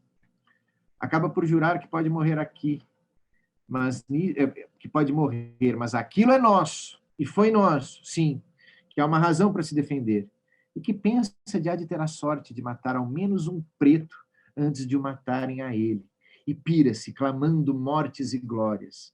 É um doido. Então, quer dizer que ele vai lá e incita um lunático, colonialista. Acho que qualquer semelhança com os dias atuais não é mera coincidência, mas é dar corda para esse tipo de pessoa, para ver onde ela chega, nesse arrobo, né? Aí ele vê dois jovens ricos e tenta também, com a conversa, fazer com que os jovens façam uma suruba com eles, um sexo grupal. E aí ele vai esperar que esses jovens eles vão ao cinema. E aí ele vê um militar, um soldado. O Luiz Pacheco era notoriamente bissexual, e isso também incomodava muito Portugal. Tem, inclusive, um crítico que vai dizer que ele é o mais universal autor português, ou seja, o menos provinciano. E esse sujeito, ele começa a andar com esse sujeito e oferece uma proposta de sexo, né, num canto. Se oferece para fazer sexo oral nesse sujeito. Mas o sujeito fala: e quanto me dá? Olha, eu não posso te dar nada, mas estou tesíssimo. Não tenho um tostão. O tabaco já foi fiado. Só amanhã que recebo mais um vale de Lisboa. Então, nada feito. Disse a sua honra camponesa. E pela primeira vez noto como me apetecia aquele corpo. Ser dono ou servo daquele aparato movediço de carne, pele, ossos, pelo e força. Se tivesse, eu dava-te, já te disse. Acreditou? Não acreditou? O meu blusão rico de nylon, minha barba mal feita, toda a nossa conversa, deram algum entendimento de mim? Ao menos qualquer coisa para um maço de tabaco. Já te disse, eu não tenho tostão. Mas se queres tabaco, vem comigo à pensão. A pensão eu cravo lá um maço e bebe um copo de cerveja. É fiado. Paramos os dois na estrada. Tenho certeza, um pouco de insistência minha, qualquer promessa fariam voltá-lo para trás. Mas não fiz nada disso. Deve ter parecido um velho forreta, um gabiru de chupar caralhos. Resistiu. Só por isso não vale a pena. Tens pouco tempo, né? Não, posso me recolher a uma. Faz o seguinte, vai na minha pensão amanhã às 9h. E aí eles combinam, e aí ele vai para a pensão, vai atrás dos dois rapazes, não consegue nada, vai atrás das meninas, não consegue nada, e aí ele termina dessa forma sórdida, solitária. Abjeção, remorsos, decido não ir. Misturo a Deolinda com Antônio. E sem mexer na picha, estou quase a vir. De repente, tudo é tão violento que tenho que bater uma punheta. Como a natureza previu todas as nossas fraquezas e ausências, dotou-nos também de outro caralho para o cu de trás. Meto o dedo médio no cu, bato a punheta. E ejaculação forte, porque há dias que estou sem deitar nada cá para fora, Dá-me contrações no esfíncter, gozosíssimas, venho-me imenso. Estou cada vez mais excitado. Cada passo na escada parece que julgo que é o Antônio que vem e me penetra e obriga-me a chupar-lhe. Escândalo, tribunal militar, vergonha, filhos a saberem tudo. Loucura, suicídio, tomo meio Calmax. Pouco a pouco a corda vai se aligeirando e estou melhor. Mas vontade de ter pecado, de pecar. Como assim? De viver. Descubro que o êxito e o fracasso são a mesma cadeia em tudo. O êxito para cima, o fracasso para baixo. E quando digo baixo, sujidões, dívidas, vergonhas, podridão, loucura. Mas o que toma tudo igual é que ambas as cadeias se encontram. Nada a fazer, meus caros. Daqui a 100 anos ninguém se lembra. E a nossa lição, a obsessão, a quem aproveitará? Já tanto faz. Tanto nos faz. Braga, 16 ou 17 de outubro de 1961. Então a gente fica agora com essa visão, poxa, esse é um cara hardcore, é um sujeito, né, meio trash, né? E sim, isso é a questão da libertinagem. E aí é uma literatura muito diversa, muito difusa, então você tem esse que é um momento, né, até meio coisa meio Bukowski, né, meio uma pornografia, nada contra, acho pornografia na literatura algo sensacional, mas aí que tá, agora vem esse, acho que é uma das coisas mais legais que a gente tem para hoje, que é o Comunidade. O Comunidade é basicamente um poema em prosa. Ele é belíssimamente ilustrado pela Teresa Dias Coelho. É a descrição dele dormindo com a esposa e 3 filhos na mesma cama. Sem colchão, sem lençol, um único cobertor. Então os 5 dormem juntos no frio.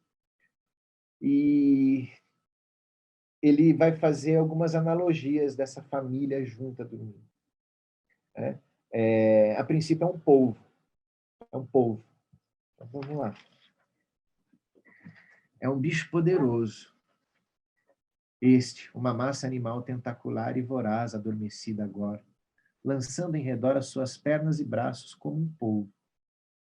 Digo, um polvo excêntrico, sem cabeça central, sem ordenação certa, um grande corpo disforme, respirando por várias bocas, repousando, abandonado e dormindo, suspirando, gemendo. Choramingando às vezes, não está todo à vista, mas metido nas roupas ou furando aos bocados fora dela. Parece uma explosão que atingiu um grupo de gente parada. E agora o que está ali são restos de corpos mutilados. Uma pernita de criança, um braço no sozinho, um punho fechado, um adeus, uma ameaça, um tronco mal coberto por uma camisa branca amarrotada. Ou seria então talvez um desabamento súbito, uma avalanche de neve encardida que nos cobriu a todos, ao acaso, aos bocados, e para ali ficamos quietos e palpitando, à espera, quietos e confiantes, de um socorro improvável. Cada vez mais improvável, incerto, aguardando a luz da manhã que chega sempre, que acaba sempre por chegar para os vivos e mortos, calados ou falantes, ladinos ou soterrados, os que desistiram da madrugada e os que ainda, contra qualquer lógica, contra qualquer quantidade de esperança, confiam e ainda esperam. Somos 5 na cama. Para a cabeceira, eu e a rapariga, o bebê de dias. Para os pés, o miúdo e a miúda mais pequena. Toco com o pé numa rosca de carne meiga e macia. É a pernita de Lina, que dorme à minha frente. Apago a luz. Cansado de ler parvoíces que só em português é possível ler. Vir-me para o lado esquerdo é um hálito levemente soprado, pedindo beijo no escuro que me embala até adormecer. Voltamos-nos, remexemos-nos, tomados pelo medo de estarmos vivos, pela alegria dos sonhos, quem sabe, encontramos, chocamos carne que não é nossa, que é um exagero, um a mais do nosso corpo, mais aqui. Tão perto, tão quente. É como se fosse nossa carne também, agarrada, palpitando, latejando, pelos nossos dedos, calada, dormindo, confiante, encostada ao nosso suor. Aí as ilustrações elas vão mostrando a movimentação desses corpos na cama, né? E aí vem uma segunda analogia. É belíssimo esse texto, meu Deus do céu, vira uma jangada. Aquela família miserável dormindo juntos são náufragos no mar. A cama é larga, de madeira alta, gingona, parece uma jangada. Eu comparo a uma jangada onde vamos nós 5, cercados de noite, de ventos, de ondas caprichosas, perigos desconhecidos. É uma imagem literária, essa da cama jangada. A literatura, quem muito sofregamente lê, dá isso. Comparações para tudo, referências imprevistas, casos, tipos, situações paralelas, que já houve ou foram inventadas. Uma outra vida ou realidade como a nossa, de todos os dias e que se infiltra no sangue. Ferve na memória sem que a gente dê por isso. Não ajuda a viver, é certo. Porque nada ajuda a viver. Antes, a figurar-se. Permite talvez uma certa coerência interior. Não é importante, afinal. Mas o que seria importante, afinal? E aí, finalmente, é belíssimo esse texto, ele encerra sobre como que aquelas vidas importam para ele, aquelas vidas doem nele mais do que a sua própria vida. E aí, é apoteótico. É um texto muito bonito, né? A partir dessa imagem da família adormecida juntos numa cama. Ora, deixem-me que lhes diga, um cadáver nunca tem nem terá razão. Mesmo que a tivesse tido antes. Um estúpido, um covarde, é para rir ou chorar. Porque a estupidez e o medo não têm medida. Um patareco dá um pontapé no cu. Um parasita esborracha-se por nojo. E a um folião fazemos notar que não lhe achamos graças nenhuma. Sabe as palavras, né? Eu fugi dos frustrados e falhados, que é a malta mais tratante e castradora que existe. Mas um bebê, uma rapariga com um filho ao colo, os bambinos em volta, são os bichos mais exigentes e precisados de tudo. E há que lhes dar tudo. Ei, senhores, porque saúdo amanhã. E faço gosto em ver ainda mais uma vez. Eis porque a pardalada, os pardais cantando, me incita. E o riso do meu Pauloca, o filhinho, né? Uma leve ironia contente me desperta, babada em leite e ternura. Somos puros. Sabemos e cumprimos. Bem-aventurados somos, e vós também. Se sabeis estas coisas, bem-aventurados sereis, se a praticares. Ele termina com a janela aberta, entrando na brisa da manhã nessa família. Ele faz a descrição dessa cena, inicialmente um povo amor, depois uma jangada, e depois como aquele núcleo orgânico, físico, né? Aquele corpo de 5 corpos, é a única coisa que faz sentido e importância, porque o resto, todas as categorias de pessoas são fáceis de lidar, mas aquela ele não sabe o que fazer, porque ela é visceral, ela é a vida teimosa, né? Que o João Cabral de Melo Neto fala no Morte e Vida Severino. É a minha opinião. Eu acho esse um dos textos mais bonitos da literatura portuguesa. É esplêndido mesmo. E se você quiser procurar por ele, Comunidade, Luiz Pacheco. E aí acho que vale a pena imprimir, tá? Para acompanhar essas belíssimas ilustrações aí. As ilustrações, elas vão se... Você gostou? Que legal, que legal. Elas vão se casando com... E, Flávio, essas ilustrações são desenhos, gravuras, fotografias, são o quê? Eu acredito, porque no Xerox, olha isso. Né? Se você quiser talvez dar uma busca por essa artista, Teresa Dias Coelho, está escrito como desenhos, Milton. Eu acho que é grafite. Travesseiro no canto. É maravilhoso, nossa senhora. Bom, gente, eu quero abrir uma conversa. Eu acho que se eu for falar do João Antônio, não vai dar certo muito bem, porque, veja bem, eu queria apresentar a minha coleção de João Antônio, porque eu tenho uma... Eu compro todas as edições do João Antônio, mesmo repetidas, né? Então, queria falar sobretudo para quem não conhece o João Antônio, isso que é o mais interessante. O João Antônio tem várias edições baratas dessas, né? Que são Fala da sinuquinha aí, velho. Vou falar, Flávio Boave. Essas edições antigas, Casa de Loucos, Dama do Encantado, e essas do Clube do Livro, não sei se vocês lembram, né? A gente fascinava, né? O Fernão Capelo Gaivota era o clássico do Clube do Livro. Obra-prima do Abraçada Meu Rancor. E a Kozak Naif fez um trabalho esplêndido de lançar a obra completa dele, né? Maravilhosa, desde a lombada, as fotos, maravilhoso, é um trabalho. E a Kozak Naif, você sabe, é uma editora que foi à falência, então esses foram vendidos relativamente baratos. É uma curiosidade. O João Antônio, esse escritor, ele trabalhava... O pai é um português, a mãe era uma brasileira, parda. O típico português que veio para o Brasil era dono de bar e caminhoneiro, que só trabalhava de segunda a segunda. E aí ele começa a ter esses desatinos, né? Que não é só trabalhar no armazém do pai, mas ele começa a ter essa vontade de vida, né? Que vai se desenhando no livro Malagueta, Perus e Bacanaços. Um dos contos mais bonitos da literatura, que é Afinação e a Arte de Chutar Tampinha. Que é um sujeito que ele vai, né? É um flaner, né? Que ele não quer a vida fabril, ele não quer a vida operária, ele vai andando e chutando tampinha. No começo ele chuta tudo.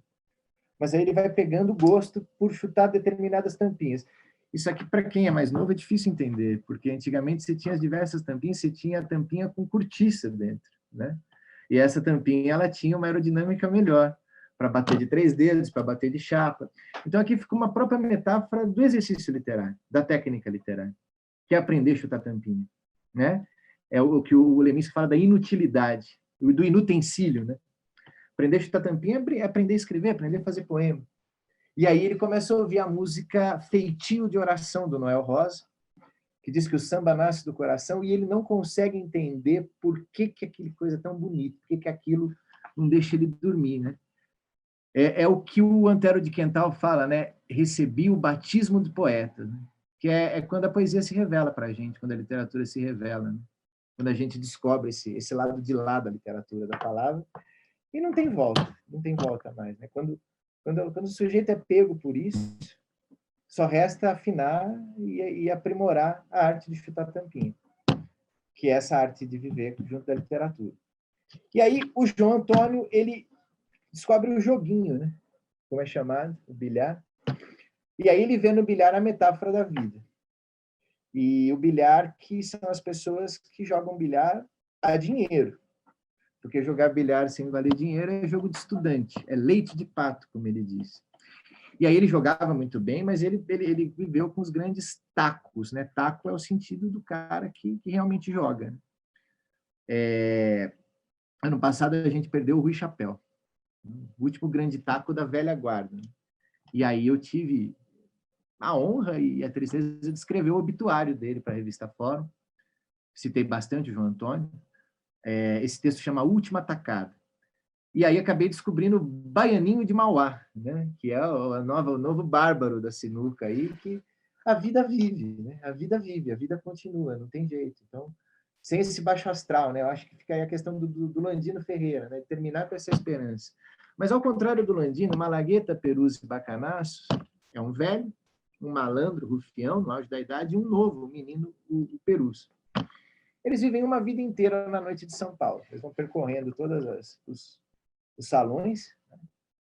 Eles empenham um relógio, e aí eles ganham uma grana e falam, é hoje, cada um. Só que aí quando o dinheiro surge, aí fica um contra o outro.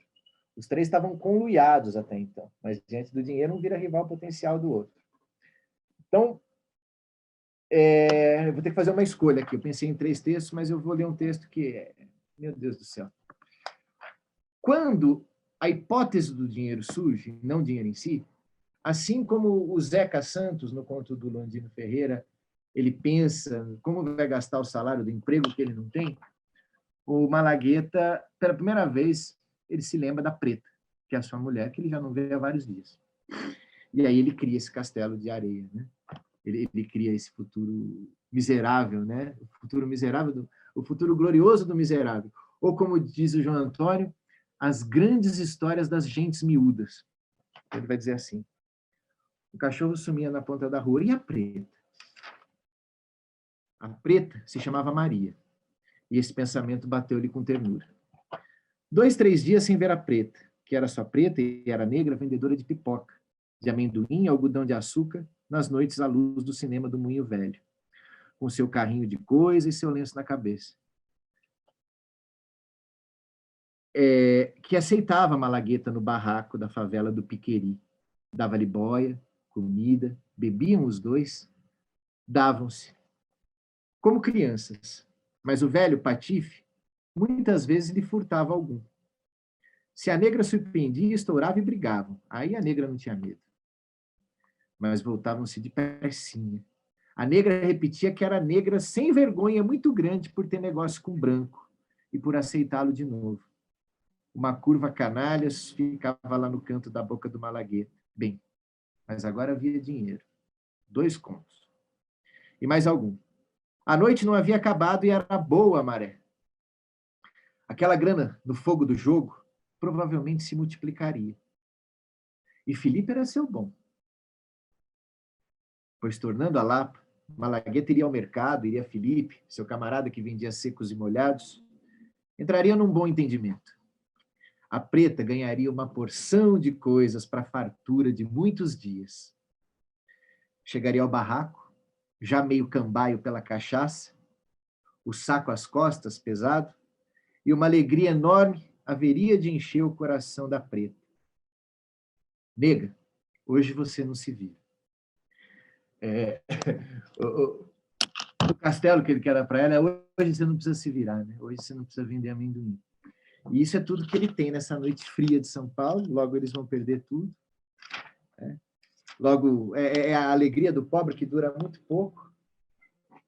E, ao contrário dos três ladrões de patos do Andino Ferreira, aqui a gente tem 3 tacos, né, que vivem a ética do bilhar, até que eles se deparam com um taco mais taco que eles. Eles pedem tudo, eles vão terminar a noite com sono, faminto, sem um tostão no bolso, em busca de tentar a vida novamente no jogo da vida, né? Que é um jogo que várias pessoas jogam ao mesmo tempo, cada uma tem uma bola. Então eles jogavam conluiados. E aí a ética do bilhar ela vai virando de acordo com as oportunidades. O João Antônio vai identificar um sistema de valores, de conduta extremamente rígido e definido acerca do bilhar, e ele transforma o bilhar numa metáfora para a própria existência. Agora, então, finalmente, o último, não tem como pular isso, mas que isso sirva para a gente pensar, inclusive, nas nossas relações sociais, profissionais, porque é tão ampla essa alegoria, ela é tão atemporal, que a gente vai identificar mesmo, acredito, quem está aqui pode vir a encontrar esses tipos na própria vida. Eu acho que essa literatura de corpo a corpo com a vida tem que servir para isso. O bilhar se divide em 2 entidades, o otário e o malandro. Um depende do outro, é uma simbiose. Sem malandro não tem otário. Sem otário não tem malandro. E qual que o malandro ele precisa tomar o dinheiro de otário? Afinal de contas, por que otário precisa de dinheiro? Essa que é a lei, né, que justifica. E todo dia um otário sai de casa. Na sinuca, o dinheiro tem muitos nomes, e às vezes até chamado de dinheiro. Quando não tem, aproximadamente esses apelidos. Aí ele faz essas enumerações de gíria, que são sensacionais, né? O João Antônio ele andava com uma agenda de telefone. Antigamente usava agenda e ele ficava anotando as gírias por ordem alfabética. Então, um trabalho de filologia que é maravilhoso. Neca, naca, noviço, negócio, número, e por aí vai. Né? Então, olha só o dinheiro. Carvão, mocó, gordura, maldito, tutu, pororó, mango, vento, garuncha, seda, gaita, grana, gaitolina, capim, concreto, abre caminho, cobre, nota, manteiga, agrião, pinhão, positivo, algum, dinheiro, nota, dinheiro, aquele luz, massa, milho, arame, bronze, ouro, ferro, pataca, prata, bufunfa, belesquério e surucutaco. E aí você vê um marginal no sentido também de subversão da norma culta, igual o Landino Ferreira, que vai levar a linguagem ao resto do chão. E, no caso, ele vai pegar uma dicção paulistana, que não existia na nossa literatura. Esse é o desafio dele. Ele sabe que existe o tipo nordestino e a linguagem nordestina, e faltava a literatura paulistana, a linguagem paulistana. Aí vem os malandros. Caraca. Oi? O João era poligrota. Sim, da grota. Perfeito, perfeito. Quando é o dia de pagamento, eles assobiam um tango, porque o tango é o crime passional, ou seja, esse assovio é entre os jogadores, significa o quê? Tem otário no salão. Então, é só pelo tango, aí eles começam a jogar, e aí, obviamente, que começa perdendo para o otário se empolgar. Né? E o otário ele vai enfrentar 3 tipos de malandro. Tá no nosso tempo aqui, mas essa acho que vai ficar legal terminar com isso. o malandro, o malandrinho, o malandreco. Eu acho que nós, em nossas relações, a gente passa por essas instâncias. Então, vamos lá. O malandrinho, o falso malandro. Se diz professor do enruste, do desacato, das mil e umas presepadas, habilidades e picardias. No fundo, não passa de um grande cultor da gíria, isso sim. Veste a esportiva, gosta dos sapatos da moda, dispensa gravatas e paletó, capricha nos blusões modernos e extravagantes. Seu penteado também acompanha o figurino. É chamado do menino antes do nome. Menino José, menino Ponta Grossa, menino Paissandu. Falando, ele é uma força colorida do idioma. Um dos valores do nosso folclore urbano, de macios rebolados e gingas jeitosas.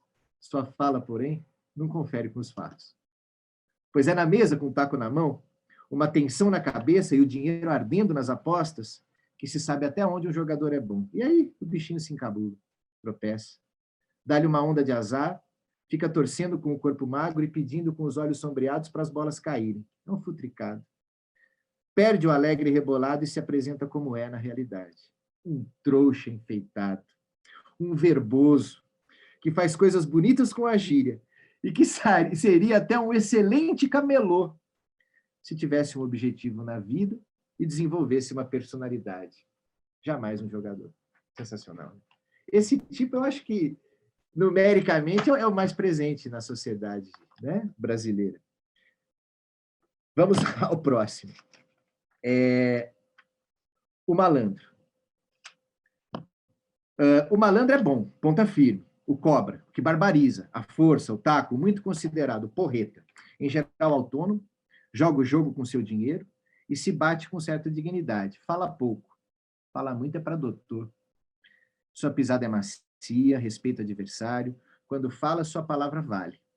Capricha no vestir, mas capricha seu modo, o que significa que é espalhafatoso e que se veste rigidamente dentro do conceito ambiente de elegância. Sempre de terno, a cor preta é infalível, abusa dos tecidos brilhantes, chuveiro luzindo no dedo da mão, as mãos manicuradas, sapatos muito polidos, barba feita, cabelo alinhado. Seu tipo de vaidade no trajar empata redondamente com os investigadores. Não é fácil distinguir o malandro do policial. Vestindo, o malandro é um rótulo reconhecido, reconhecível pela evidência. No joguinho, respeita toda a ética. Não desacata o que é de lei, dificilmente discute o pré-estabelecido, em termos de sinuca, paga a estia, gratificação de 10% que o ganhador dá ao perdedor. É um código bonito, ético. Paga todas as despesas da mesa, tem a característica maior de saber fazer parceiro, tratando jeitosamente o perdedor. Trabalho trouxa, deixando sempre a ilusão de que haverá no futuro uma possibilidade de desforra. Toma-lhe o dinheiro, aumenta-lhe o vício. Ao malandro, falta canalice. Ao malandrinho, falta maturidade. E agora vamos encerrar com o malandreco. Esse é assustador. Mas o malandreco é o puro. O verdadeiro picado é aquele que carrega todas as chaves para tirar friamente, medidamente as vantagens que dá a sinuca. É também chamado de virador. E esse nome lhe cai bem. Usa pouca gíria. Suas roupas são comuns. E, às vezes, se veste como um otário. Seu sapato não brilha, o corte de cabelo é comum, não manicura as mãos, não tem camisa bonita, seu paletó é meio cambaio e as camisas despencam. Barba por fazer, e quando fala, diz coisas aparentemente sem intenções. Ele não é um taco, no que a pressão envolve como demonstração de habilidade, brilho e proeza, mas é um defensivo excelente e tem a paciência de uma formiga. É o homem que aguenta xingo, praga, resmungo. Prefere tratar todos por senhor. Vai nisso fina ironia, que os mais acordados percebem. Mas é o malandreco, o jogador que sai invariavelmente com o dinheiro do salão. Ele é frio, é calculista no trabalho. Todos seus atos dissimulados. Às vezes, perde dia e noite seguidas e ilude todo o salão. É que está cevando a turma. Chegando o momento maduro, apresenta a verdadeira força do seu taco, estraçalhando todos os tacos de um salão, deixando tudo de perna para o ar e levantando dinheiro. Ele é o malandreco. O malandro adora jogar. O malandrinho Gostaria muito, no fundo da alma, de jogar bem, e isso realizaria na vida.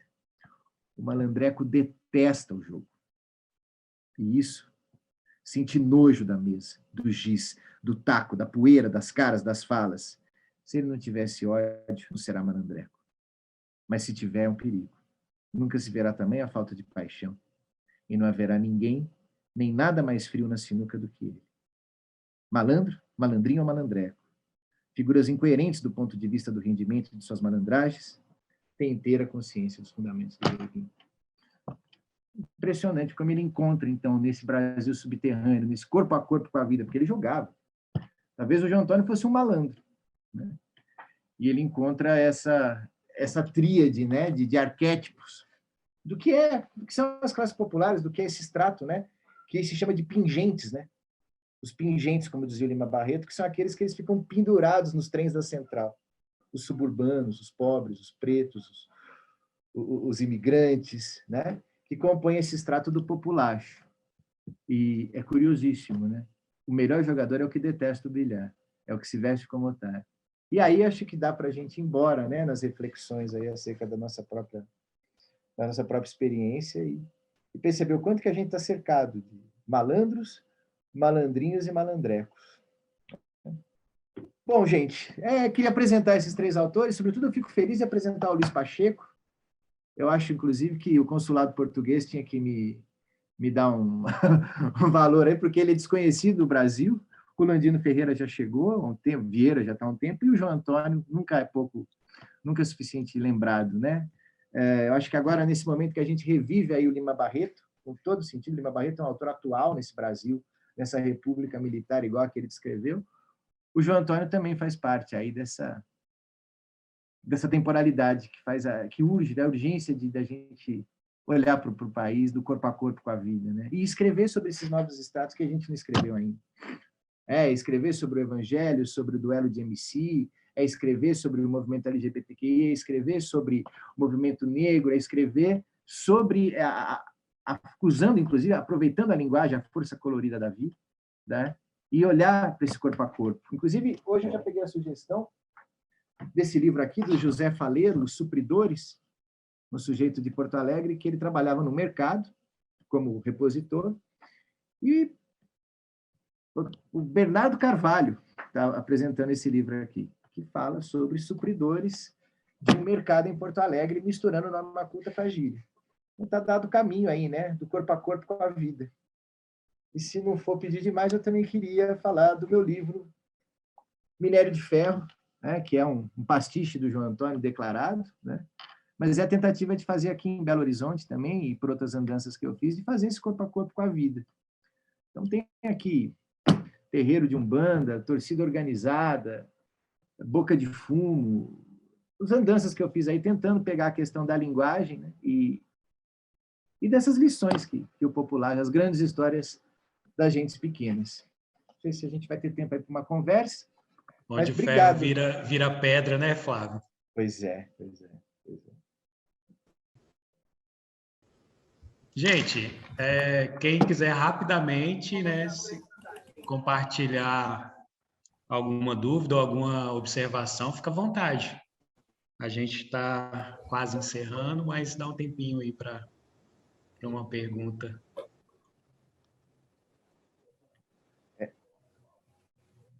Eu acho que a Tiago, né, falou uma coisa bem bacana que a gente ficou aqui, ó. Tem a impressão que nós, do lado de cá, Tiago Ruas Diegues, buscamos mais a construção da lusofonia, o diálogo e o trânsito de autores e obras. Mas em Portugal parece existir alguns setores, uma defesa contra a influência linguística e literária brasileira. Vale a pena insistir nessa relação? Como melhorar o namoro entre tapas e beijos? Tiago, eu não sei, cara. Eu acho que com Cristóvão Tesa, com Bernardo Carvalho, com o cinema pernambucano, né? O Cláudio Assis, o Lírio Ferreira, com a música feita em São Paulo hoje, com Metá Metá, Douglas Germano, né? Jussara Marçal, eles invariavelmente vão ser colonizados. Porque eu acho que o Brasil, apesar dos pesares, né? Tem muita coisa boa nesse começo do século. Apesar dos pesares, é uma sorte estar vivendo essa década. Então, acho que é isso, né? essa literatura, que a gente está voltando para o romance no Brasil. 9 Noites é um puto de um livro. O Filho Eterno é maravilhoso. Né? A poesia, imagina, a poesia da Dana Martins Marques, a poesia do Paulo Henriques de Brito. O que é isso? Que poeta é esse, gente? Né? A música feita em São Paulo, o cinema de Pernambuco, e vamos que vamos. Né? Saúde, o mundaré. Oxalá é nossa vez de novo, né? É o quinto império, né? É o quinto império da língua portuguesa. Né? Sejamos crentes do quinto império. Né? Vai chegar esse dia. Dom Sebastião vai voltar na favela do Piqueri tocando cavaquinho. Você vai ver só. Tropicalipse. Gente, prazer. Obrigado aí pela paciência de ficar me ouvindo ler aí, mas eu estou muito feliz de poder apresentar esses autores aí. E muito obrigado pelo Milton de hacker aí, já ir atrás dos links aí, muito legal já, né? Porque tem que democratizar, tem que pôr na roda aí, que é tudo nosso, o idioma é nosso, né? Não importa se está do lado de lá do oceano, é tudo nosso, vamos usar o que é nosso. Vai mais um aí, ó, do Comunidade e da ilustradora. Morra, maravilha, que legal. É isso, gente. Boa noite, um beijo, obrigado para todo mundo. Valeu, meu xaraboave. Flávio, eu queria te agradecer em nome do Educativo, muito mesmo, né, pela partilha. Lá no começo você disse, né, de uma camada sua enquanto professor que instiga a leitura, né? Eu acho que aqui você fez isso, né? Instigou todo mundo a buscar esses autores. Eu estou aqui, né? Já baixei já para mim, né? Já fiz o download. E te agradeço por apresentar para a gente, né, esses autores. Confesso que eu não conhecia, né, o último. E aí, obrigado, né? Assim, cumprir. É isso, né? É nosso, como você falou, né? Eu fico impressionado, né? Porque eu estava com a dúvida: será que a língua portuguesa consegue unir esses continentes? Pela tua fala, eu vi que sim, né? Pela tua partilha hoje, eu vi que sim, né? Eu chego nesses lugares, nesses territórios, né? Tão com especificidades tão pontuais, mas eu alcanço assim. Pela tua fala, eu já vi que sim. E quando eu ler, eu vou chegar mais a fundo. É isso aí. O joguinho é jogado, como diz o João Antônio. Boa noite, gente. Um beijo. Obrigado pela oportunidade. E oxalá a gente volte a se encontrar um dia. Nos salões de bilhar da vida. Valeu. Isso aí. Valeu. Gente, brigadão. Boa noite a todos e todas.